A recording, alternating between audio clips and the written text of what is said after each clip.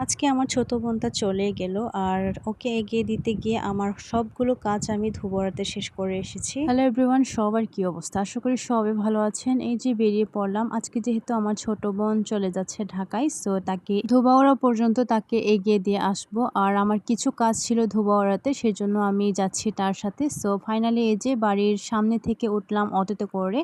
মা আসছিল আসলে দোকানে, আর এটা হচ্ছে বৃষ্টির জন্য খাবার নিয়ে যাচ্ছি। যাওয়ার সময় দেখছিলাম ছোট ছোট বাচ্চারা স্কুলে যাচ্ছিল, আর প্রকৃতি দেখতে দেখতে আমি আর আমার ছোট বোন দুইজনে মিলে যাচ্ছিলাম। এখন আমাদের রাস্তাগুলো ভালো হওয়ার কারণে আমরা অটোতে করে এখন আসা যাওয়া করতে পারি। শুধু এই যে নেটাই নদী পার হওয়ার জন্য আমরা অনেক বেশি কষ্ট করি। হয়তোবা আর বেশি দিন নৌকায় করে আমাদের পার হতে হবে না, কারণ এলাকাবাড়ি ওই দিক দিয়ে ব্রিজের কাজ চলছে। সো আমরা খুব শীঘ্রই ওই দিক দিয়ে পারাপার হতে পারবো। কুশগাঁও থেকে আমরা উঠেছি একটা অটোতে, আর এখানে অনেক বেশি গাধাগাধি ছিল, আর আমরা দুইজনে মিলে গল্প করতেছিলাম আর একটু ভিডিও করে নিচ্ছিলাম। আমরা বাড়ি থেকে মানে নয়াপাড়া থেকে কুশগাঁও গোডরা ঘাট পর্যন্ত 15 টাকা করে আসছি, আর কুশগাঁও থেকে আমরা ধোবাউড়া পর্যন্ত 25 টাকা করে আসছি। এই ইনফরমেশন গুলো আপনাদের খুবই কাজে লাগবে, কারণ চেনা মানুষের কাছে তারা একটু বেশি ভাড়া নেয়। সো ফাইনালি আমরা এই যে হসপিটালের মোড় পর্যন্ত আসছি, যেহেতু আমরা দিদির সাথে দেখা করব। দিদি অনেক ব্যস্ত ছিল, তবু আমরা হসপিটাল পর্যন্ত চলে আসছি। এখানে এসে দেখি উনি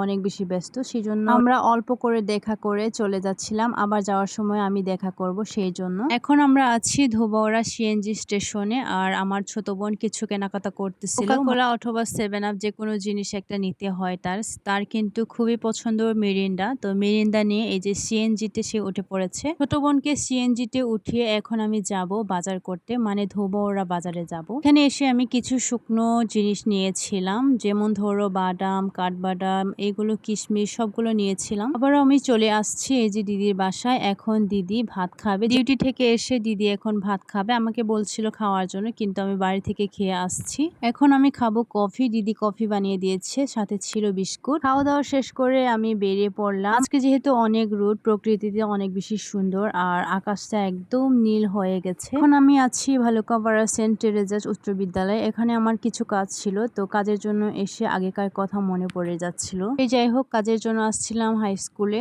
তো আমার কাজ হলো না, আমি আবার যাচ্ছি বাড়িতে। আর আমার হাতে যেটা দেখছেন, এটা হচ্ছে আমার ছোট বোন কিনে রেখে গেছে, তো এটা অটোতে বসে বসে আমি খেয়ে আসতেছি। তো আবার এই যে ঝঞ্ঝাল পার হতে হবে, নেটাই নদী পার হতে হবে এই যে নৌকায় করে, আর অনেক বেশি কষ্ট করে লোকজন জিনিসপত্র নিয়ে আসা নিয়ে যাওয়া করে। তো দেখতে পাচ্ছেন আপনারা, অনেক বেশি ঝামেলার কারণে আমি ছাতা নিয়ে আসি নাই। তো কি করব, এখন রোদে পুড়ে তারপরে বাড়ি যেতে হচ্ছে। তারপরে এই যে নৌকা পার হওয়ার পরে এখন অটোতে করে বাড়ি যাচ্ছিলাম। বাড়িতে এসে দেখি এই যে ধান ভাঙতেছে, তো অনেক বেশি খিদা লাগতেছিল আমার। দিদি অনেকগুলো তরকারি দিয়ে দিচ্ছিল, সো এই তরকারিগুলোর সাথে দিয়ে আজকে ভাত খাবো। তো আজকে টাটা, বাই বাই।